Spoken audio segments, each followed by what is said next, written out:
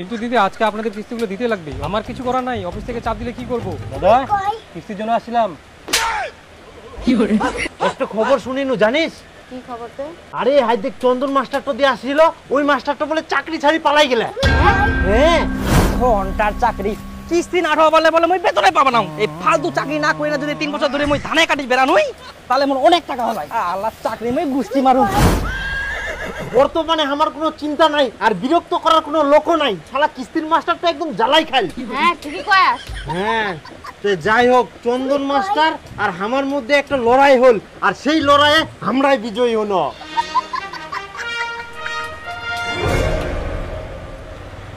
তুমি কই?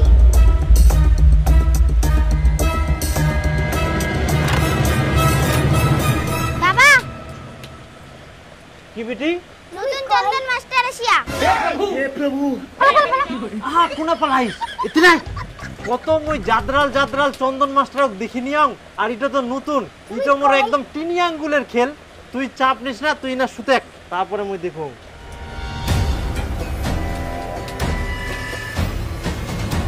তুমি কই?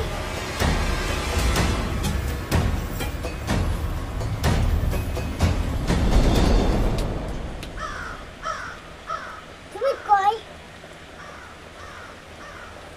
কাকা একটু দাঁড়ান তো। আচ্ছা কাকা, এটা কি টুম্পা রায়ের বাড়ি? হ্যাঁ তুমি কই?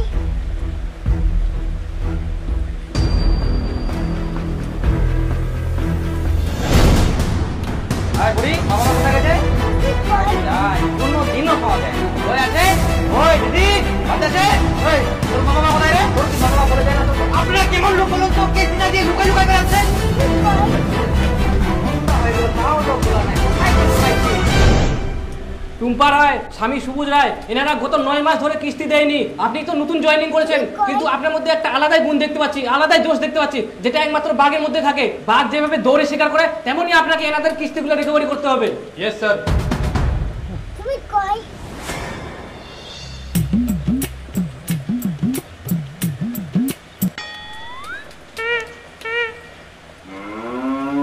বলছি দাদা, আপনাদের কিস্তি বাকি ছিল, কিস্তির টাকাটা দিন।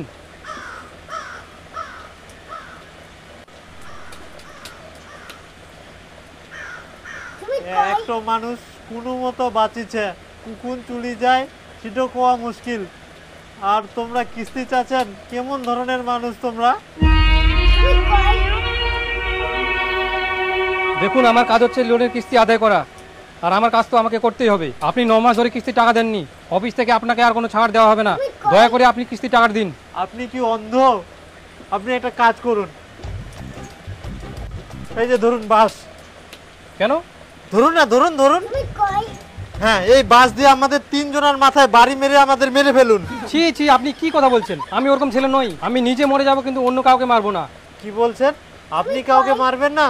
তাহলে দেখুন, আমার স্ত্রীর 2টো কিডনি ফেল, আমি কত বাঁচানোর চেষ্টা করছি, কোনো মতোই বাঁচাতে পারছি না। আপনি যদি আজকে কিস্তি নিয়ে যান, তাহলে মনে করবেন আপনি একটা মানুষকে মেরে ফেললেন। আপনি কি সেটাই চান যে একটা মানুষ টাকার অভাবে মরে যাক? না না, আমাকে ক্ষমা করে দিবেন। আমি চাই না আমার জন্য একজন মারা যাক। তো আপনি কি চাইছেন, আপনার জন্য 3-4 জন মারা যাক? না না, আমি ওটা বলছি না তো। আমি চাই আমার জন্য কেউ যেন না মারা যায়। আচ্ছা শুনেন, আপনাকে কোনো কিস্তি দিতে হবে না। তুমি কই? এই যে আমার কাছে 5000 টাকা আছে, এটা রাখুন, আর দিদিকে ঠিক করার ব্যবস্থা করুন। অনেক ধন্যবাদ। আচ্ছা ঠিক আছে। তুমি কই?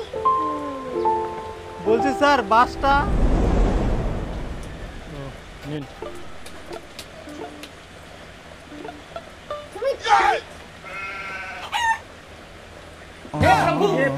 কি করে? জগন্নাথ প্রেমানন্দে। কি করে?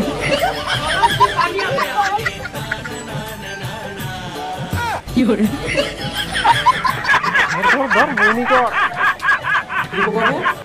আপনাকে পাঠালাম বাঘের মতো কিস্তি রিকভারি করে নিয়ে আসতে, কিন্তু আপনি বিড়ালের মতো সুরসুর করে চলে আসলেন কিস্তি না নিয়ে। ওরা কিস্তি ফাঁকি দেওয়ার জন্য তো অভিনয় করবে, কিস্তি রিকভারি করে তারপরে অফিসে আসবেন। যান। তুমি কই? না, আজকে আমাকে কিস্তি তুলতে লাগবে, না তুলতে পারলে চাকরি শেষ। দিদি, ও দিদি, দিদি। তুমি কই?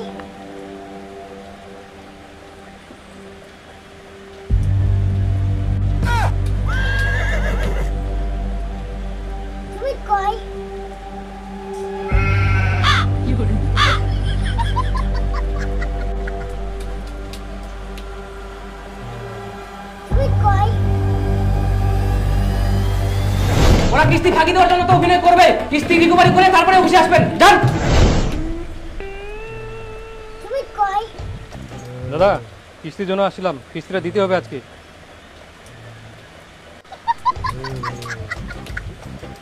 দাদা কিস্তির জন্য আসছিলাম।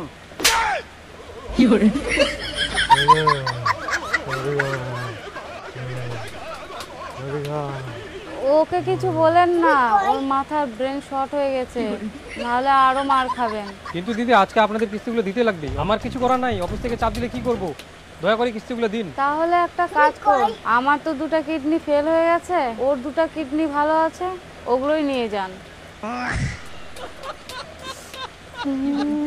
কি করেছি কিস্তি নিব এদের? মানুষগুলো মরে যাচ্ছে, এদের কাছে কিভাবে আমি কিস্তি তুলবো? আর অফিস থেকে চাপ দিচ্ছে জোর করে কিস্তি তুলতেই হবে, আবার কিস্তি রিকভারি না করতে পারলে অফিসে যাওয়া বারণ করে দিয়েছে। আমি এইসব চাকরি করতে পারবো না, আমি বাড়ি গেলাম, দরকার নাই এইসব চাকরি।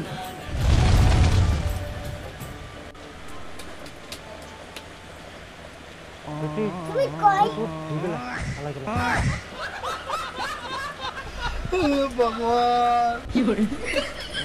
হাই রে ও দেখছিস মজা করি আমরা শেয়ার করে আসো চল